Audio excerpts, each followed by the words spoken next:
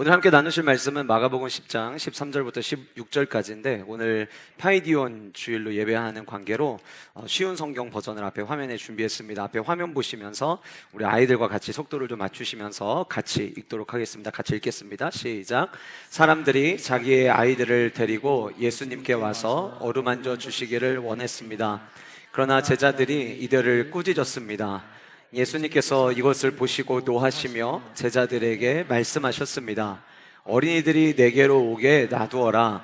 그들을 막지 마라. 하나님 나라는 이런 어린아이와 같은 사람들의 것이다. 내가 너희에게 진정으로 말한다.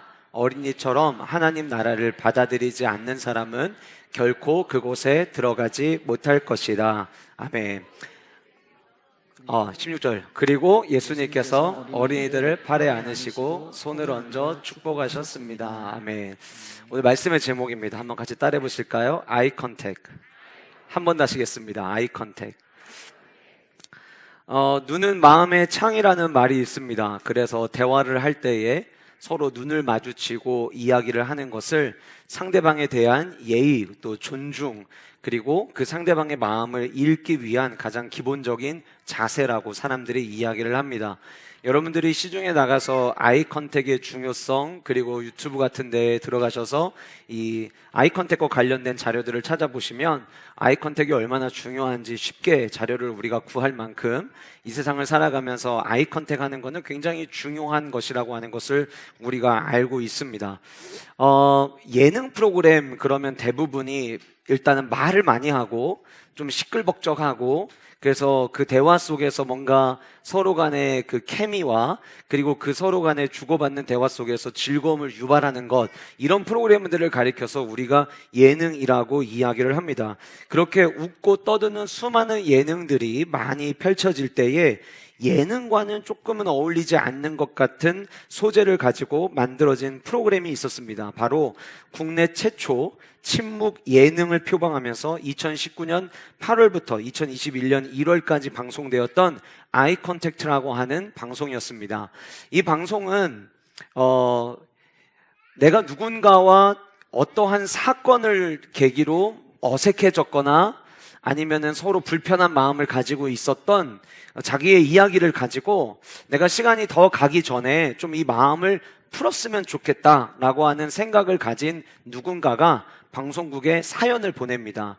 그러면은 방송국에서 그 사연을 검토하고 많은 사람들이 이 두 사람의 만남을 보기를 또 원하겠구나, 그리고 이것이 이 사람에게는 굉장히 큰 치유가 되겠구나라고 하는 사람들을 선별해서 이제 초대를 하죠. 그러면은 내가 오늘 초대한 사람이 누구인지 신청을 한 사람이 먼저 나와서 이야기를 합니다. 일반인들도 있고 가끔은 셀럽들, 또 연예인들도 그 신청을 해서 그 카메라 앞에 쓰는 경우들을 종종 보게 되었습니다. 그러면은 이제 그 사람이 내가 이 사람과 같이 마주하고 싶습니다라고 이야기하는 누군가를 초청을 하면 방송국에서 연락을 해요. 물론 어떤 분들은 너무 부담이 돼서 그 자리에 난 나갈 수 없습니다 해서 거절하는 분들도 계시지만 거의 대부분은 그 초청에 응해서 그 자리에 나오게 됩니다. 하나의 방에 들어가는데 처음에는 같은 방이 아닌 것처럼 느껴져요. 방 가운데 커다란 벽이 하나가 있고 그 벽을 중심으로 사연을 보낸 사람과 그리고 자기의 그 스토리의 또 다른 주인공인 한 사람이 그 벽을 가운데 두고 서로 마주 앉아서 기다립니다. 그러면 시간이 지나면 가운데 있는 벽이 점점 위로 올라가게 돼요. 그렇게 벽면이 올라가고 나면 서로가 어떠한 말을 하는 게 아니라 일정 시간 동안 눈만 바라보면서 눈으로 대화하는 시간을 갖는 프로그램입니다. 그러니까 다른 예능들은 만나면 막 떠들고 이래야 되는데 이거는 만나는 순간부터 침묵이 시작이 돼요. 서로 눈을 바라보고 1분, 길게는 5분, 10분 동안 눈으로 대화를 합니다. 아무 말도 하지 않았는데도 불구하고 이미 가림막이 없어지고 난 이후에 10초, 20초, 30초가 지나면서 눈시울이 붉어지고 눈물을 흘리고 흐느끼는 모습들을 이 방송을 통해서 자주 목격을 했습니다. 어떤 한 청년은 20살밖에 되지 않았는데 암 사기 판정을 병원으로 받고 시한부 인생을 살게 된 거예요. 그런데 알고 봤더니 어릴 때 어머니 아버지가 이혼을 하셨고 자기가 죽기 전에 꼭 해보고 싶은 그것 중에 하나가 엄마 아빠와 내가 한 자리에 같이 앉아서 웃어보고 싶은 게 그 청년의 소원이었어요. 그래서 아버지를 초청하고 어릴 때에 집을 나가셨던 어머니를 초청을 합니다. 아버지는 엄마가 와 있는 걸 모르고 엄마 역시 아버지가 와 있는지를 몰라요. 처음에는 아빠와 아들이 둘이 마주 앉아서 가림막이 사라지고 서로 눈으로 대화를 하고 내가 사실 오늘 이 자리에 엄마도 함께 하고 싶어서 엄마를 초청했노라고, 내가 이 세 가족이 함께 서로 얼굴을 마주하고 있는 모습을 보고 싶었다고 해서 엄마를 초청을 합니다. 과연 엄마가 왔을까? 궁금증을 가지고 있던 중에 어머니가 들어와서 세 가족이 어릴 때 시간이 지나서 정말 오랜만에 세 가족이 한 자리에 모인 거죠. 그런데 좋은 일로 만났으면 참 좋았을 텐데 그 청년이 자기가 시한부 인생을 살고 있음을 부모님에게 이야기를 합니다. 그리고 덤덤하게 어머니에게 혹시 내가 잘못되더라도 라는 말을 꺼낼 때에 그 어머니는 아니야, 그런 말 하지 마 그러면서 오열을 하게 돼요. 이 아들이 20대 청년이 한참을 꾹꾹 눈물을 참다가 내가 원하는 건 이런 모습을 원하는 게 아니라 그냥 내가 아픈 사람이 아닌 것처럼, 원래 어릴 때에 우리 셋이 모이면 함께 웃으며 떠들고 지내는 것처럼 내 마지막 인생에서 우리가 함께 몇 번을 만날지는 모르지만 마지막 인생에서는, 마지막 삶에서는 웃으면서 지내면 좋겠다라고 이야기하는 그 내용이 한번 방송을 탄 적도 있었습니다. 이처럼 이 아이 컨택트라고 하는 방송은 서로의 길었던 시간 동안 가지고 있었던 오해들, 아픔들, 상처를 치유하는 그런 프로그램이었어요. 어쩌면 5월 가정의 달을 맞이하여서 여러분들이 정말 눈을 마주쳐야 될 분들이 어쩌면 여러분들 옆에 앉아있는 남편과 아내일 수 있고 열심히 공부하느라 학원 갔다 늦게 오는 자녀들이 아닐까라는 생각을 해봅니다. 자녀들에게는 부모님의 모습이 내가 눈을 마주쳐야 될, 오랫동안 눈을 바라보며 눈으로만 대화를 해야 될 대상이 부모님이 아닐까라는 생각을 해봅니다. 그래서 이 5월 한 달 동안 여러분들의 모든 삶 가운데 가족들 안에 사랑의 아이 컨택이 이루어지기를 원하는 마음도 있었는데요. 오늘 본문은 저와 여러분들이 함께 말씀을 읽은 것처럼 오늘 본문 속에 등장하는 예수님은 물론 아이들을 안아주실 때에 예수님이 마치 AI처럼 눈동자 한번 마주치지 아니하고 그냥 안아주지는 않으셨겠죠. 분명히 아이들을 안아주실 때 눈을 마주치며 안으셨겠지만 제가 오늘 말씀의 제목을 아이 컨택이라고 정한 것은 아이들을 접촉하신 예수님에 대해서 함께 나누고자 아이 컨택이라고 하는 말씀의 제목을 정했습니다. 물론 오늘은 파이디온 주일이기 때문에 우리 아이들을 바라보면서 이 말씀을 준비한 것이 있지만, 말씀을 준비하면서 이 말씀 속에서 주님께서 저에게 주셨던 말씀의 은혜를 생각하다 보니까 이 말씀의 주인공이 오늘 미니파이, 빅파이 아이들 뿐만이 아니라 하나님 앞에서 자녀로 살아가는 우리 모두의 이야기가 아닐까라는 생각을 해보게 되었습니다. 간절히 소원하게는 오늘 이 아이 컨택이라고 하는 말씀의 제목을 가지고 함께 말씀을 나눌 때에 주님께서 우리에게 원하시는 삶의 모습은 어떠한 모습들인지 저와 여러분들이 함께 말씀을 통해 은혜를 나눌 수 있기를 간절히 소원합니다.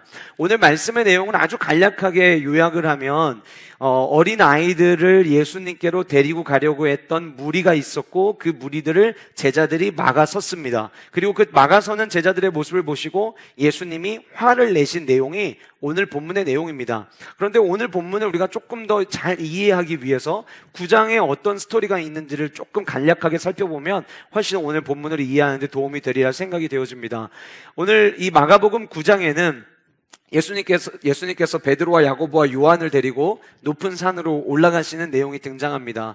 그리고 그곳에서는 한 번도 보이지 않았던 예수님의 온 몸에서부터 광채가 빛이 나고, 마가복음에 기록되어 있는 내용을 만약에 오늘 말로 제가 새롭게 만약에 우리의 수준에 맞게 성경을 이야기하려고 한다면 제자들의 눈에 어떻게 보였냐면 아무리 빨래를 가장 잘한다는 사람이 가장 좋은 세제를 가지고 옷을 빨아도 이거보다는 더 희게 빨 수는 없을 거야 라고 생각할 만큼 예수님의 옷이 굉장히 희어졌다라고 이야기를 합니다. 우리는 이 본문에 있는 사건을 가리켜서 변화산 사건이라고 우리는 기억을 하죠. 이 변화산에서 예수님과 베드로, 야고보, 요한이 예수님의 변화된 모습을 바라보면서 감격하고 있는 그 시간에 동시에 산 아래에서 또 하나의 에피소드가 있었습니다. 귀신 들린 자녀를 둔 부모가 아이를 데리고 예수님이 계신 곳에 온 거예요. 왜냐하면 예수님은 능력이 많으시고, 그리고 오늘 본문 앞에서도 귀신 들린 자를 내쫓으신 사건이 있었기 때문에 예수님에게 가면 문제가 해결될 거라고 생각을 했던 것 같아요. 그래서 예수님께 나와왔는데 예수님은 산에 올라가시고 부재 중이셨던 거죠. 급한 마음에 제자들에게, 당신들이 날마다 예수님과 함께 다니는 제자들인데 당신들이라도 한번 어떻게 좀 해보라고 요청을 했어요. 그러나 우리가 잘 아는 대로 예수님의 제자들에게는 그럴 만한 능력이 없었습니다. 그래서 이것이 계기가 되어서 서기관들을 비롯하여서 이 산 아래에서 열띤 토론이 진행 중에 있었던 것이었죠. 산에서 베드로와 야고보와 요한과 시간을 보내고 내려오신 예수님께서 내려오다 보니까 그들이 뭔가 어떤 문제를 가지고 열심히 이야기를 나누는 게 보였어요. 무슨 이야기를 그렇게 나누니? 라고 가서 물어보니까 그동안에 어떤 일이 있었는지 사연을 쭉 이야기를 하는 거죠. 예수님께서 괜찮아, 내가 고쳐줄게, 다시 데리고 오렴. 그래서 그 아이를 데리고 옵니다. 부모에게 물어봐요. 언제부터 이랬는지 이야기를 합니다. 어릴 때부터 그랬습니다. 어릴 때부터 귀신이 들어가면 곤두박질 치기도 하고 거품을 물기도 하고, 때로는 귀신의 영이 불 속에 뛰어 들어가라고 하면 불을 향해서 달려 들어가기도 하고, 물 속으로 뛰어 들어가라고 하면 물을 향해서 뛰어 들어간 적도 있었습니다. 이런 이야기를 하면서 이렇게 예수님에게 이야기를 한 거예요. 혹시 뭐라도 하실 수 있으면 우리 아이를 좀 고쳐주십시오. 우리가 잘 아는 말씀을 그때 예수님이 하시죠. 할 수 있거든이 무슨 말이냐? 믿는 자에게는 능치 못함이 없느니라. 결국 주님께서는 그 귀신 들린 아이 안에 있는 귀신을 내쫓으시면서 아이를 깨끗하게 치유해 주십니다. 그리고 나서 제자들에게 예수님께서 굉장히 중요한 가르침을 주시죠. 기도 외에는 이런 종류, 이렇게 기도 외에는 다른 방법으로 이런 능력을 베풀 수 있는 길이 없다라고 하는 가르침을 하셨어요. 자, 보세요, 여러분. 예수님의 변화된 모습, 그리고 귀신 들린 자를 또 내쫓으신 사건. 그런데 그렇게 그 사건이 끝나고 이동을 하는 길에 예수님의 제자들이 뒤에서 또 자기들끼리 말싸움을 하기 시작을 하는 거예요. 예수님은 모든 것을 다 아십니다. 그래서 예수님이 질문하셨어요. 모르고 질문하신 게 아니라 알고 질문하셨어요. 너네 지금 무슨 얘기를 그렇게 하니? 그런데 성경에 보니까 예수님이 무슨 얘기를 하냐라고 묻는 그들의 그 질문에 제자들은 34절에 그들이 잠잠하였다라고 이야기를 합니다. 그리고 왜 잠잠할 수밖에 없었는지에 대한 이유를 그 뒤에 이야기해요. 서로 누가 크냐 하고 쟁론하였습니다. 그러니까 예수님은 귀신 들린 자를 내쫓으시고 기도 외에는 이런 능력이 없다, 너네 기도해야 돼를 가르쳐 주셨고, 그리고 그 중간에 예수님의 죽음과 앞으로 있을 부활에 대해서도 가르쳐 주시고, 예수님은 온갖 제자들에게 이런 하늘의 것들을 가르쳐 주기를 원하시는데 예수님의 제자들은 여전히 누가 크냐를 가지고 싸우고 있었던 거예요. 그러니까 그들도 예수님이 니네 뭐 가지고 이렇게 얘기하는 거야? 라고 물었을 때에 그 제자들도 뭔가 부끄러웠던 것 같아요. 그러니까 아무 말도 하지 못합니다. 그때 예수님께서 누구든지 만약에 정말 첫째가 되기를 원한다면, 왜냐하면 예수님의 제자들은 예수님이 이렇게 능력이 많으신데 이분이 나중에 이 모든 나라를 다스리시게 될 때 누가 오른쪽 누가 왼편에 앉을 것이냐 가지고 막 누가 첫째냐 둘째냐 가지고 다투고 있었단 말이에요. 그러니까 예수님이 말씀하신 거예요. 너희들 중에 만약에 누구라도 첫째가 되기를 원한다면 그러면 꼴찌가 되어서 모든 사람을 섬겨라. 그러면 그 사람이 첫째가 될 수 있다 라고 하는 말씀을 주님께서 하셨어요. 그런데 예수님이 말씀하시면서도 이렇게 말해서는 제자들이 못 알아듣겠구나 라고 생각을 하신 거예요. 그래서 제자들 가운데에 한 어린아이를 데리고 와서 그 제자들 안에 아이를 예수님이 안으시고 예수님께서 가르쳐 주셨어요. 37절에 뭐라고 이야기를 하냐면, 누구든지 내 이름으로 이런 어린아이 하나를 영접하면 곧 나를 영접하는 것이다. 너희들 이 어린아이 하나 제대로 대하지 못한다면 나를 영접하는 거 너희들 쉽지 않을 거야 라는 이야기를 9장에서 말씀을 하셨다는 거예요. 그리고 10장에 9장에서 예수님이 직접 어린아이를 본인이 직접 데리고 와서 안으시고 직접 교육을 해주셨음에도 불구하고 이번에는 부모들이 아이를 데리고 왔는데 제자들이 거절을 하니까 예수님이 내가 조금 전에 너희들에게 가르쳐줬는데 왜 이런 행동을 하는 거야? 라는 마음을 가지시고 그들에게 분노하셨다라고 하는 거예요. 저는 오늘 이 말씀의 본문을 통해서 예수님이 이러한 이유들 때문에 이 앞에 있었던 스토리와 이 과정 속에서 예수님이 어린아이를 대해주시는 이런 자세들, 모습들, 그리고 오늘 본문 안에서 이 사람들이 아이들을 예수님께로 데리고 와서 이 예수님과 만나는 이 모든 과정들, 본문을 통해서 주님은 저와 여러분들에게 이 아이 컨택의 현장을 통해서 무엇을 말씀해 주기를 원하시는지 세 가지를 함께 나누려고 하는데, 오늘 이 말씀이 부모로서 나의 자녀들을 향한 나의 마음가짐을 점검하는 시간이 되기를 소원하고, 또 우리 모든 영가족들이 하나님의 자녀로서 나는 오늘 어떤 생각을 가지고 살아가고 있는지 우리들의 신앙의 모습을 점검하는 그런 은혜가 저와 여러분들 안에 있기를 간절히 소원합니다. 첫 번째로 아이 컨택은 간절한 소원이었습니다. 뭐였다고요? 간절한 소원이었어요. 우리 빅파이 친구들만 한번 따라해 볼까요? 간절한 소원이었습니다. 네, 빅파이만 간절한 소원이었습니다. 뭘 아무것도 안 주고 시켜서 너희들이 약간 기분이 안 좋은가 보구나. 잘하면 이따가 뭐 나올 거야. 한 번 더 해볼까요? 간절한 소원이었습니다. 아, 고마워요, 아루나. 씩씩해서 좋다, 아루나. 자, 여러분, 오늘 말씀을 제가 이 묵상을 할 때에 제일 먼저 제게 다가왔던 단어는요, 재밌게도 사람들이 이 네 글자였어요. 13절 처음에 시작하는 사람들이라는 단어. 한국 최초의 메이저리거 박찬호 선수입니다. LPGA에서 처음으로 우승을 차지한 박세리 선수, 또 작년에 영국 프리미어리그에서 최다골을 상을 수상한 골드무츠를 수상한 손흥민 선수. 이런 선수들은요, 한국에 잠깐 들어오거나 아니면은 이제 한국에 완전히 들어와서 생활을 할 때에 박찬호 선수는 박찬호 야구대회를 열고요, 박세리 선수는 박세리 골프 아카데미를 엽니다. 그리고 손흥민 선수는 아버지가 그가 태어나서 자랐던 춘천에다가 손흥민 축구 센터를 짓고 거기서 지금 아이들을 자기 아들 가르치듯이 가르치고 있어요.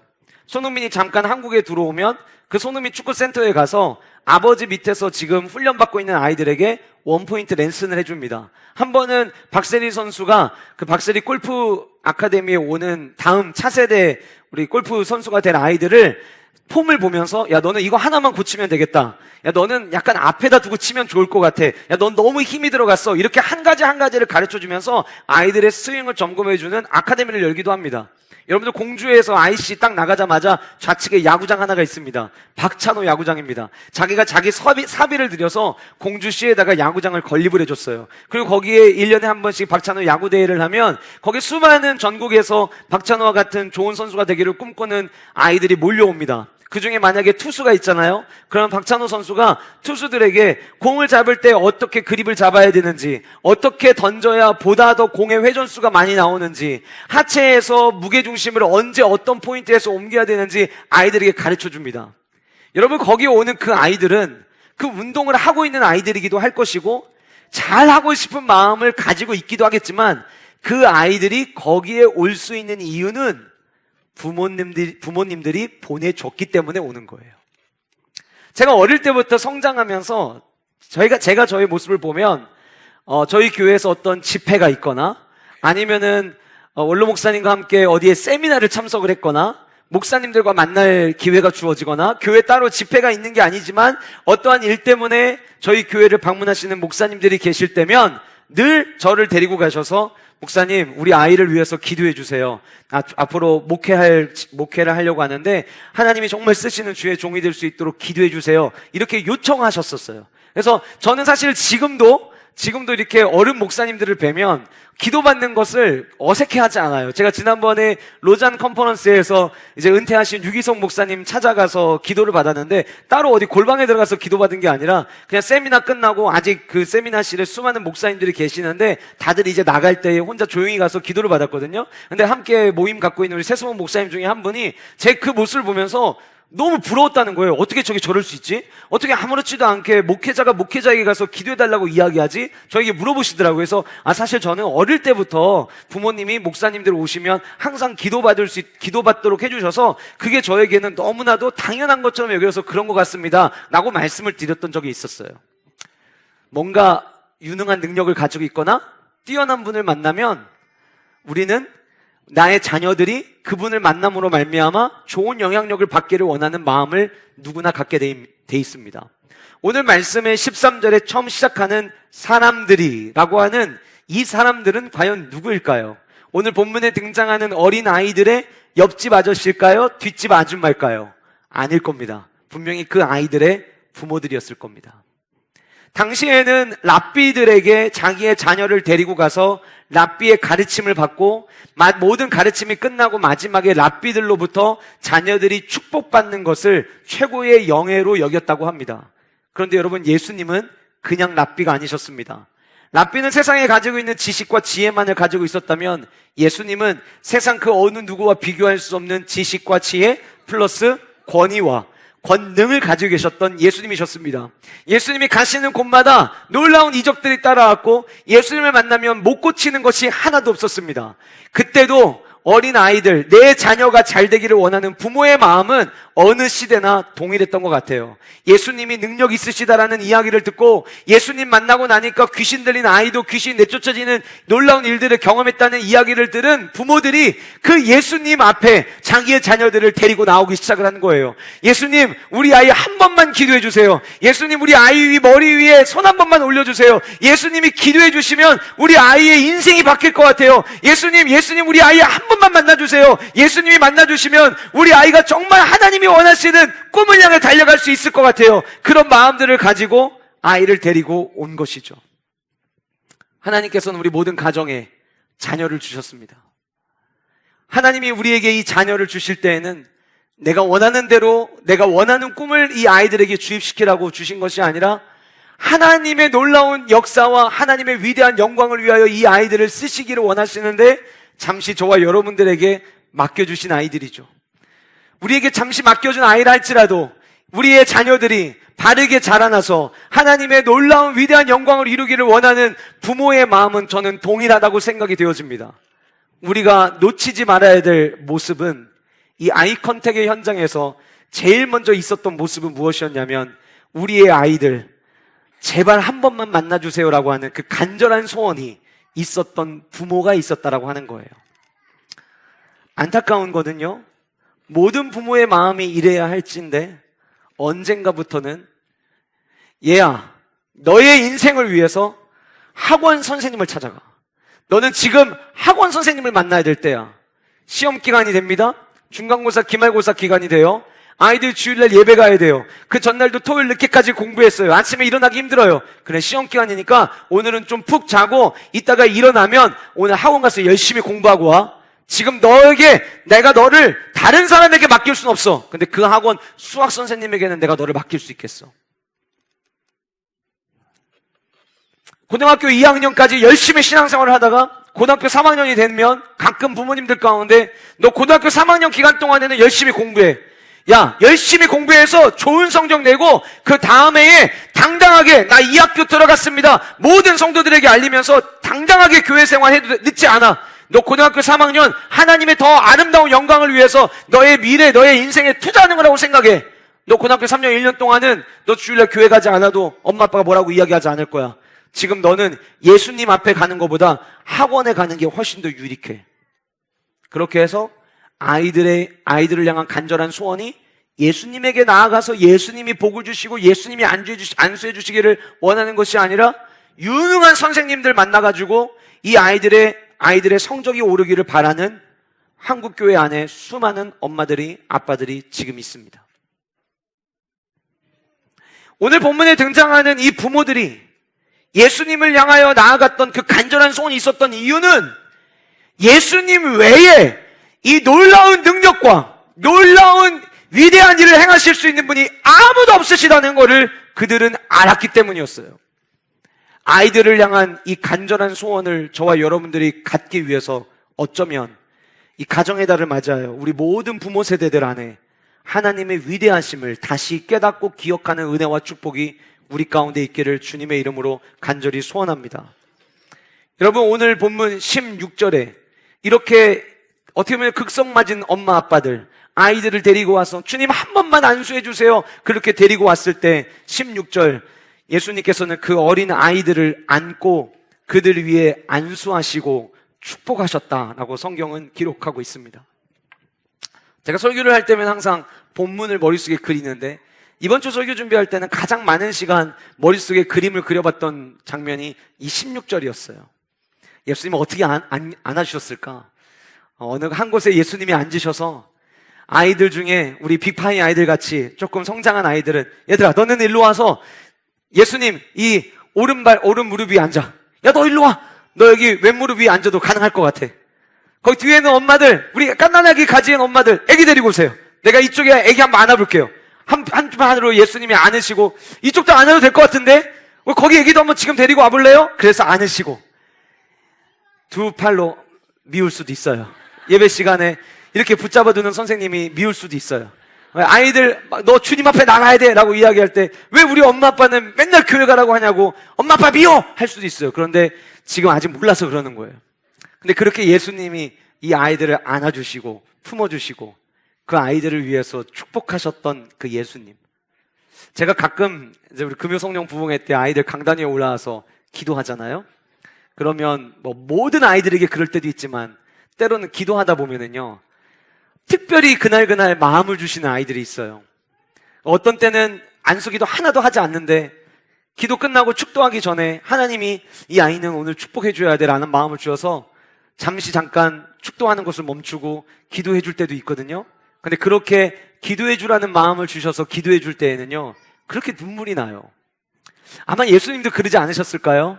처음에는 그냥 와서 예수님 팔에 무릎 위에 앉혔는데 아이들 앉혀서 빨리빨리 후딱 기도하고 끝내는 게 아니라 야 너 눈 좀 한번 보자. 너 얼굴 좀 한번 보자. 야 넌 왜 이렇게 아이가 이쁘게 생겼니? 그리고 아이의 눈을 바라볼 때 예수님을 또렷이 쳐다보는 그 눈동자와 주님의 눈이 마주치면서 때로는 야 너 너무 사랑스러운 아이구나.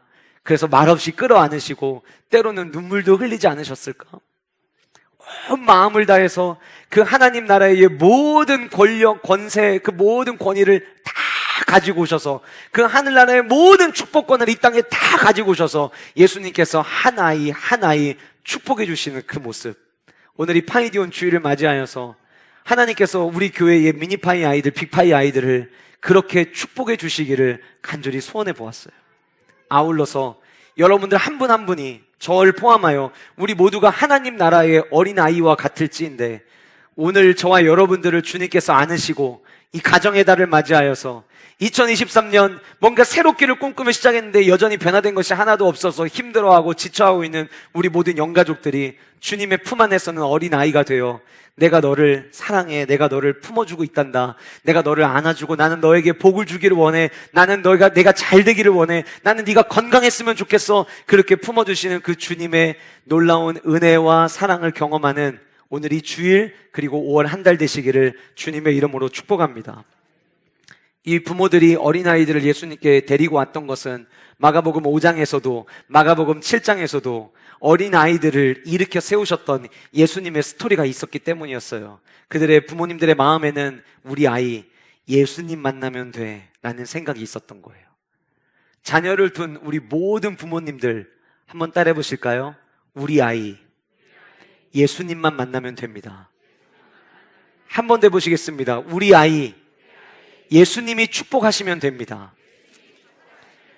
이 마음 변치 않고 우리 아이들을 위해서 날마다 기도하는 우리 모든 부모님들 되시기를 주님의 이름으로 축복합니다. 두 번째로 아이 컨택은 동일한 사랑이었습니다. 동일한 사랑이었다. 13절에 사람들이 예수님께서 만져주심을 바라고 어린 아이들을 데리고 왔잖아요. 그런데 제자들이 어떻게 했냐면 꾸짖었다라고 이야기를 합니다. 이 꾸짖었다라고 하는 이 표현에 쓰인 헬라어가 에피티마우라고 하는 단어를 썼는데 이 에피티마우라는 단어는 지금 예수님에게 있어서 굉장히 당황스러운 단어였을 거예요. 왜냐면은요, 바로 앞에 9장에서 아이 안에 있는 귀신을 내쫓으실 때, 귀신 내쫓으실 때 쓰는 단어가 이 에피티마우라는 단어예요. 여러분, 예수님이 화를 내셨잖아요? 왜 그렇게 화를 내셨을까? 어린 애들을 그냥 너무 이뻐하셔서? 제가 이 예배 끝나고 미니파이실 앞에 혹은 아래에서 우리 국수 먹을 때 신생아 아이들 있잖아요. 아직 만 12개월이 안 된 아이들, 그리고 길게 하면 24개월이 안 된 아이들, 이런 아이들을 보면은 제가 꼭 안아요. 안아서 아이들이 이렇게 얼굴, 때로는 머리, 냄새를 막 맡아요. 그래서 제가 늘 그러거든요. 아기 냄새 너무 좋다. 아기 냄새 너무 좋다. 제가 보니까 4세가 되기 시작하면서부터 아이인데 어른 냄새가 막 나기 시작을 하더라고요. 그래서 혹시나 오늘은 아이 냄새가 날까? 이렇게 맡아보면 안 나는구나 이럴 때가 있어요. 근데 우리 아이들은, 우리 어린 아이들은요, 이렇게 안아보면은요, 그 아기 냄새가 있어요. 여러분, 예수님이 그 아기 냄새를 너무 좋아하셔가지고 애기들 내 앞에 오는 거 가로막지 말라고 이야기하셨던 게 아니에요. 예수님의 눈에는 이렇게 보인 거예요. 한 아이의 삶을 다 흐트러뜨리고 있는 귀신을 예수님이 쫓으셨을 때의 그 모습으로 제자들이, 어린 아이들이 예수님께 나오는 거를 지금 내쫓고 있었던 거예요. 그런데 9장에서 이미 예수님께서 어린아이 한 명 데려다가 안아주시면서 가르쳐 주셨잖아요. 그런데 그 아이들을 내쫓는 모습을 보니까 예수님이 그 모습에 화를 느끼신 거예요. 아마 제자들 입장에서는 이랬을 거예요. 예수님, 이 시간이라면 얘네들 안아서 얘네들 축복해 주는 것보다는 차라리 어른들을 상대로 사역하시는 게 훨씬 낫습니다. 이 애네들 대상으로 사역하시는 거는 아무 의미가 없어요. 애들한테 잘하면 뭐합니까? 그래서 어쩌면은 그 아이를 데리고 온 부모님들에게 우리 어른들이 늘 이야기하는 애들은 가! 이러면서 제자들이 내쫓았는지도 모르겠어요. 여러분, 오늘 본문에 등장하는 어린 아이들, 제가 지난주에 말씀드린 것처럼 파이디온이라고 하는 이 단어가 연령으로 이야기하면 12세 미만의 아이들을 이야기합니다. 그러나 이 단어의 헬라어 원어가 가지고 있는 단어의 의미는 무엇이냐면 품에 안고 다녀야 할 아이들이라는 의미예요. 그러니까 나이로는 성인식을 하기 전까지 11세까지를 이 파이디온에 묶어두지만 그 파이디온의 단어의 의미는 안아주지 않으면 안 되는 아이들이라는 의미를 가지고 있는 거거든요. 근데 중요한 건 뭐냐면 그 품에 안을 아이들 얼마나 소중하고 귀해요. 그런데 당시에는 여성과 아이들은 숫자에 셈을 하지 않았어요. 그냥 그 시대에는 그랬나 보다, 그게 문화였나 보다. 우리가 지금 사도행전 말씀을 함께 나누고 있지만 베드로의 설교에 의해서 3,000명이 변화되고 5,000명이 변화됐잖아요. 근데 그 5,000명이 변화됐을 때 성경이 뭐라고 기록하고 있죠? 남자의 수만 5,000이더라 라고 이야기를 해요. 여자도 숫자에 포함되지 않고 12세가 되지 않은 아이들도 숫자에 포함되지 않아요. 이건 뭐냐면 있지만 투명인 것처럼, 무명인 것처럼, 없는 사람인 것처럼, 잉여인간인 것처럼 취급을 했다는 거예요. 사람 취급을 안 한 거예요. 여러분, 만약에 여러분들 오늘 점심 식사를 하시고 카페에 가셨어요? 근데 카페에서 섬기는 우리 친구들이 빨리 이제 마감을 하고 오후 예배를 드려야 돼요. 그래서 마지막 주문을 한꺼번에 받기 위해서 아직 주문 못하신 분 잠깐 손 들어주세요. 그래서 손을 들었는데 누가 봐도 손 5개가 들어있단 말이에요. 그런데 아직 주문 못하신 분 4분 계셔 이렇게 이야기하면 손든 5분 전부 다 기분 나쁠걸요? 나 뺀 거 아니야? 이런 생각하는 거예요. 셈에서 뺀다는 거는 무시하는 것처럼 느껴지는 거예요. 예수님께서 그런 어린아이들, 제자들이 보기에는 이 어린아이들 오는 거 의미 없습니다. 지금 우리 이 시대에는 아이들 숫자에 포함도 시키지 않습니다. 그런데 그런 아이들을 부모들이 데리고 오니까 지금 예수님이 이 아이들 대상으로 사역하는 거 의미 없다라고 생각을 했던 거예요. 그런데 여러분, 예수님께서 그 아이들 이전에도 9장에서도 이미 안아주셨잖아요. 예수님이 안아주신 건 그냥 단순히 어린아이를 안아준 데서 끝나는 게 아니에요. 예수님이 어린아이를 데리고 와서 제자들 앞에서 안아주시고, 역시 오늘 본문에서도 어린아이를 데리고 온 그 부모들의 요청을 거절하지 않으시고 아이를 품으신 데에는 예수님이 이런 메시지를 주시는 거예요. 나는 세상의 기준에 의해서 보잘것없는 사람이 있고 인정받을 만한 사람이 있다 할지라도 나는 동일하게 모두를 사랑할 거야. 그래서 이 아이 컨택 해준 사건 안에 예수님의 동일한 사랑을 우리는 발견하게 되는 거예요. 여러분, 가만히 생각해 보면 가끔은 교회 안에서 아이들이 다니고 아이들이 내는 목소리를 우리가 더 많이 들어야 되는데 듣지 못할 때가 참 많이 있습니다. 아이들을 위해서 좋은 소풍을 준비했는데 때로는 그것이 아이들의 눈높이에 맞지 않는 경우들도 있더라고요. 그럴 수 있어요. 우리가 더 아이들의 이야기에 귀를 기울이고 아이들이 원하는 것이 무엇인지 우리가 해야 된다고 할 때에 왜 애들을 위해서 그렇게 해? 라는 마음이 어쩌면 우리 안에 들 수도 있습니다. 그러나 다음 세대에 힘을 불어넣어주고 다음 세대가 희망차고 활기차게 살아나는 세대가 되기 위해서 응원하는 교회라고 한다면 우리는 마치 놀라운 위대한 업적을 가지고 있는 사람을 우리가 존중해 주듯이 우리의 미니파이 아이들 그리고 빅파이 아이들 동일한 마음을 가지고 동일한 사랑으로 이 아이들을 품어줄 수 있어야만 하는 거예요. 남편의 이야기, 아내의 이야기도 중요하겠지만 우리 아이들의 이야기도 너무나도 소중한 거죠. 근데 제가 오늘 말씀을 준비하면서 그런 생각이 들었어요.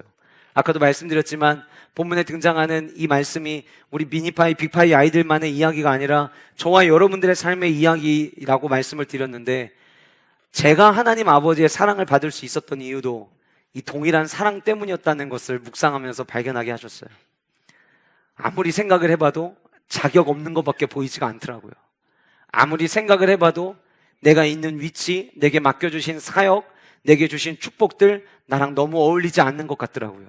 그럼에도 불구하고 이렇게 모든 것을 하나님이 주시는 은혜를 누릴 수 있는 이유는 보잘것없고 하찮아 보이는 삶이었지만 하나님께서 동일하게 사랑을 주셨기 때문이었음을 저는 말씀을 준비하면서 깨닫게 되었습니다. 교회는 어떤 곳이 되어야 될까요? 교회는 모두가 사랑받는 곳이 되어야만 합니다. 어린아이에서부터 우리 모든 어르신들까지, 그리고 세상은 계속 우열을 가리겠지만 세상의 기준으로 봤을 때는 좀 가진 것이 없고 세상의 기준으로 봤을 때는 아는 것이 많지 않는다 할지라도 저와 여러분 모두가 하늘 아버지의 동일한 사랑을 받는 자녀들임을 기억하면서 날마다 주님의 품에 안겨 주님이 주시는 은혜와 축복을 누리는 저와 여러분들 우리 영가족 공동체가 될 수 있기를 간절히 소원합니다.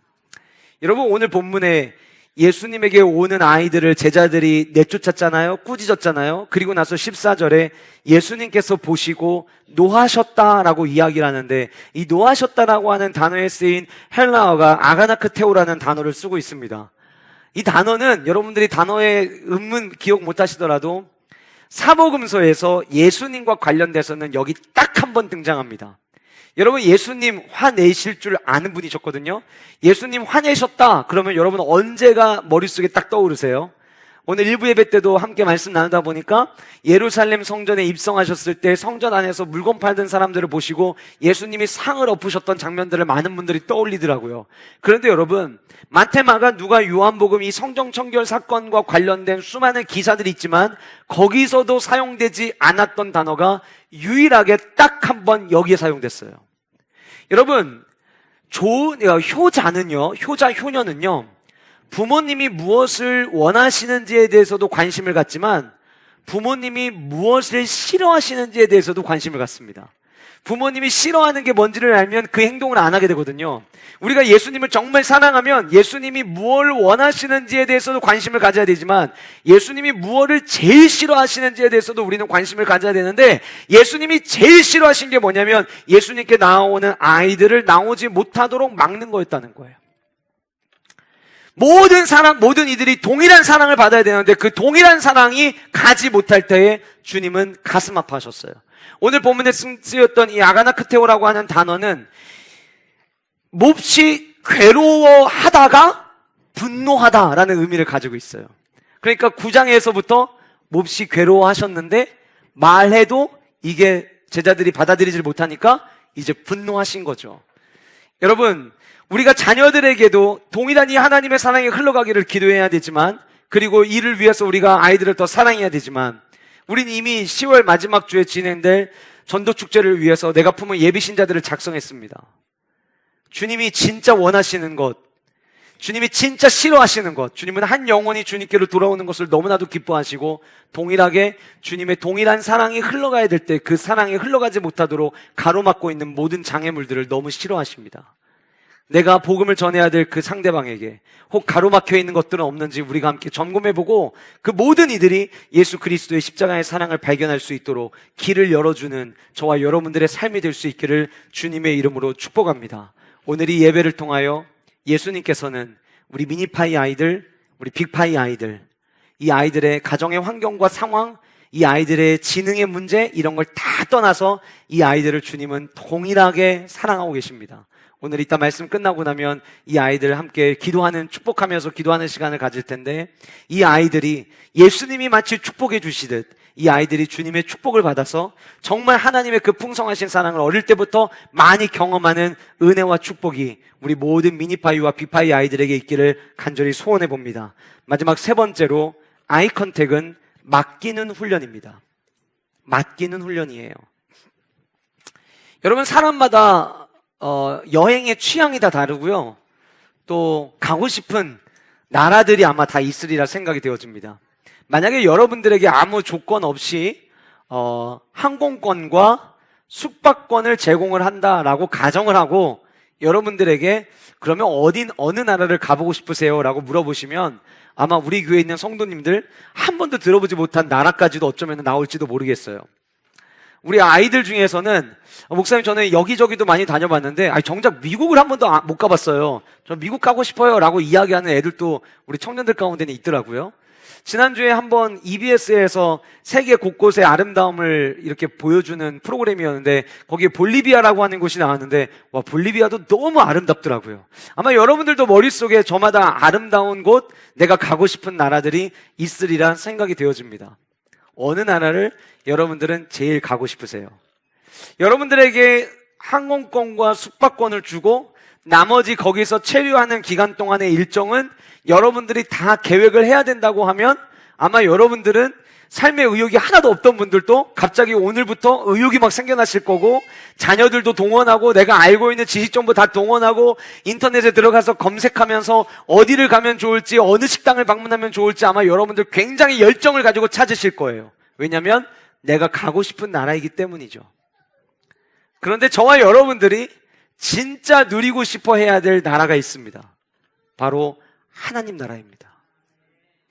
오늘 본문에서 예수님께서는 어린 아이에 대한 이야기에 교훈을 주시면서 어린 아이들이 다가오는 거를 금하지 말아라. 그리고 14절에 이렇게 말씀하셨어요. 하나님의 나라가 이런 자의 것이니라. 주님은 이 땅에 오실 때부터 하나님 나라를 꿈꾸셨습니다. 우리는 이미 경험하고 있는 하나님의 나라도 있고 주님 다시 오시는 그날 완성될 하나님의 나라를 우리는 바라보면서 우리는 오늘 하루도 살아가고 있습니다. 그래서 우리 모두는 하나님 나라 백성의 삶을 꿈꿔야 되는 것이죠. 예수님께서 그 하나님 나라를 그토록 강조를 많이 하셨는데 그 하나님 나라에 대해서 이야기하면서 어린 아이와 같은 자들에게 이 하나님의 나라를 누릴 수 있는 기회가 주어질 것이라고 지금 말씀하셨다는 거예요.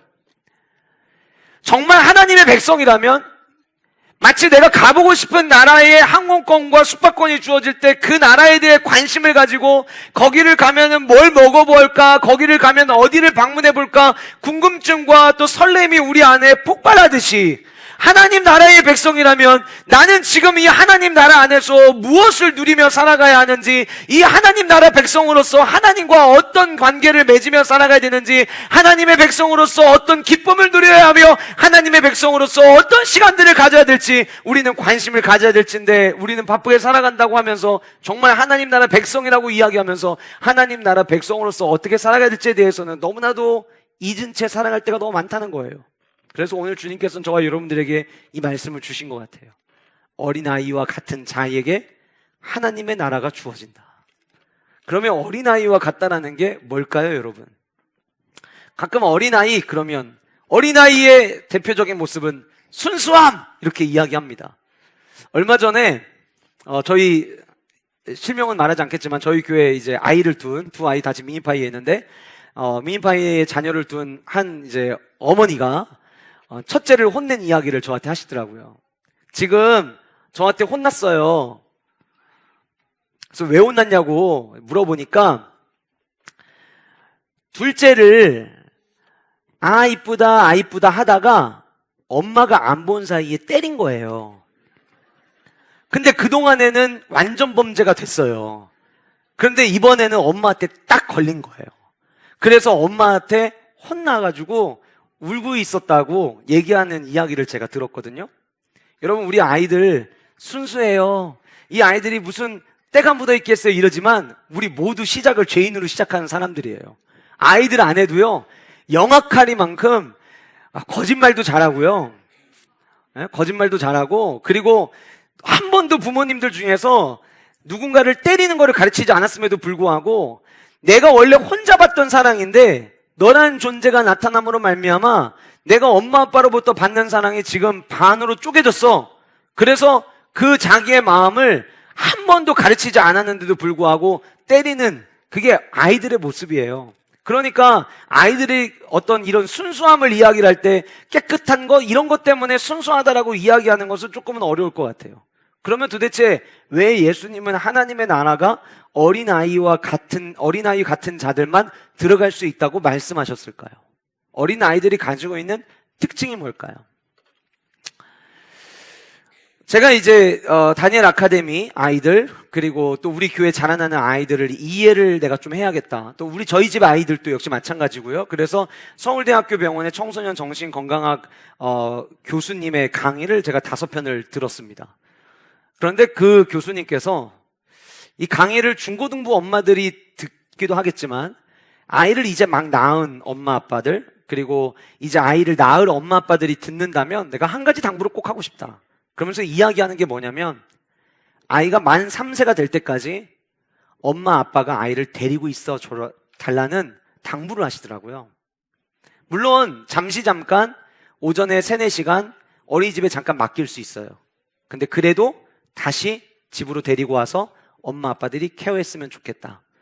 지금 아이들의 세대에 나타나는 수많은 정신건강의 문제들이 이 어린 아이 때에 아이들이 백지와 같은 인생에 하트를 계속 그렸어야 되는데 아이를 떼어놓고 나간 거절감, 상실감, 이런 거를 너무 많이 경험해서 아이들이 자라나면서 그 모습들이 청소년기에 그대로 나타나고 있음을 자기가 전국에 너무 많은 청소년들을 만나면서 경험을 하고 있다라는 이야기를 하신 거예요.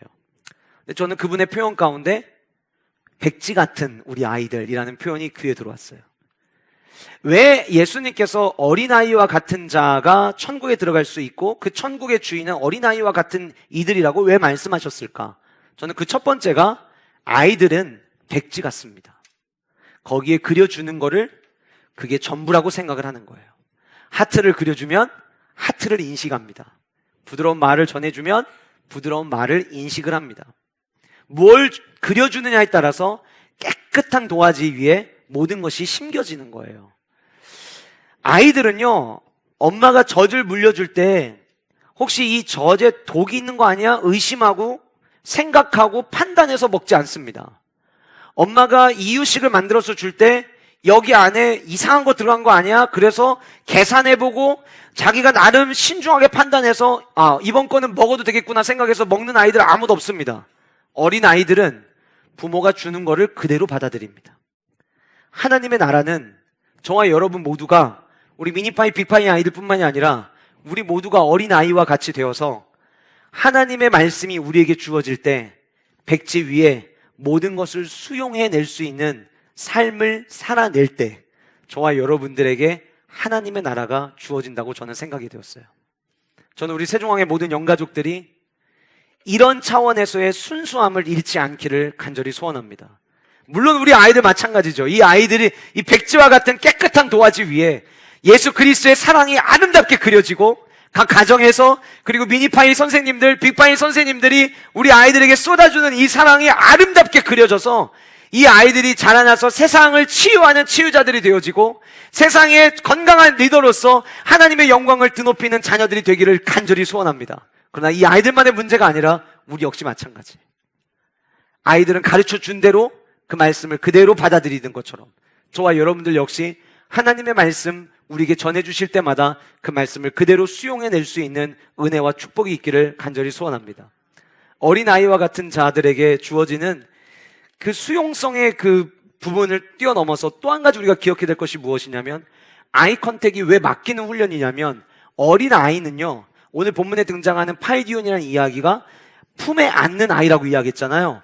오늘 본문에 부모들이 아이를 데리고 왔을 때 빅파이 아이들처럼 혼자 걸을 수 있는 아이들도 있었겠지만, 오늘 아까 전에 예배 전에 우리 아이들 단체 사진 미리 찍었거든요. 전보의자라고 아시죠? 우리 애기 엄마들은 다들 아실 텐데 이제 어르신분들은 전보의자가 뭐야 모르시는 분들 계실 거예요. 할머니들은 또 아실 수 있어요. 애들이 고정해서 앉을 수 있도록 이렇게 아이들의 뒤를 잡아주는 의자가 있어요. 근데 여러분 그 의자에 아이를 앉힐 때에는 이 의자의 모양이 우리 아이를 거기에 맡겼을 때 버틸 수 있도록 설계가 되어 있는 의자예요. 자, 어린 아이를 예수님에게 안고 왔다고 가정을 해봅시다. 우리 항상 태어나고 교회 처음 오는 날 부모님들이 강단 위로 아이들을 데리고 오죠. 그리고 제가 그 아이들을 받아서 함께 기도하는 시간을 갖죠. 우리 부모님들이 아이들을 저에게 줄 때에 저에 대한 신뢰가 없다면 맡기겠습니까? 놓치는 거 아니야? 이러면 맡길까요? 아마 못 맡길 거예요. 어린 아이들은요, 아이들 스스로가 판단을 할 수가 없어요. 그러면 부모님들이 맡기는 거예요. 어린 아이들은 누군가를 의지하지 않고서는 살아낼 수가 없습니다. 품에 안기는 이 아이들은 자기의 생각이 있다 할지라도 결국은 부모님을 의지할 수밖에 없어요. 하나님의 나라는요, 내 힘으로 살아가는 자들이 들어갈 수 있는 곳이 아니라 하나님께 나를 맡기는 자들이 들어갈 수 있는 곳이 하나님의 나라라고 하는 거예요. 여러분, 5월 가정의 달. 가정의 달이, 이번 5월 5일 와우키즈 페스티벌 비가 많이 왔어요. 그래서 와우키즈 페스티벌 올해는 우리가 계획을 하지도 못했지만 처음으로 5월 5일을 그 전년에도 그랬지만 이 피부로 다 경험을 하면서 와우키즈 페스티벌은 정말 아이 있는 집에 너무나도 필요한 행사구나라는 걸 저도 뼈저리게 느꼈거든요. 근데 여러분 이렇게 5월 한 달 동안 지내다 보면 어린이날도 있죠. 어버이날도 있죠. 또 가끔 아이들 학교 다니면은 스승의 날 있죠. 섬기고 지켜야 될 것도 많죠. 내 삶의 경제는 어렵죠. 물가는 계속 오르죠. 그러다 보면 저와 여러분들 역시 내 삶을 하나님께 맡겨드리는 것을 너무 힘들어하는 상황 가운데 놓여져 있는 때가 너무나도 많아요.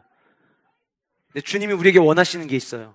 힘들지, 어렵지, 맡기렴. 내게 맡기렴. 하나님의 나라는 어린아이처럼 내 힘으로는 할 수 없어요. 그래서 어린아이가 자기의 삶을 부모에게 의지하듯 오늘 본문에 등장하는 부모들이 그 아이들을 예수님께 의지하여 맡기듯 우리의 삶이 주님께 맡겨질 때에 우리는 비로소 하나님 나라의 아름다움을 누릴 수 있다라고 하는 것입니다. 오늘 5월 첫째 주일 파이디온 주일 또 에버그린 주일을 맞이해서 오늘 저와 여러분들이 나는 나의 삶을 하나님께 맡기고 있는지 우리들의 모습을 점검하는 귀한 시간이 될 수 있기를 간절히 소원합니다. 나는 지금도 하나님의 위대하신 그 동일한 사랑을 경험하고 있는 자답게 살아가고 있는지, 그리고 나 역시 주님이 축복하시면, 주님이 안수하시면 그거 하나면 다 됩니다. 이 마음을 가지고 나는 우리 아이들을 바라보고 있는지, 또 내 삶을 주님께 맡겨드리고 있는지 우리의 모습들을 함께 점검함으로 말미암아 이 5월 가정의 달 여러분들 모든 가정들마다 주님이 안아주시는 은혜와 축복이 풍성하시기를 주님의 이름으로 축복합니다.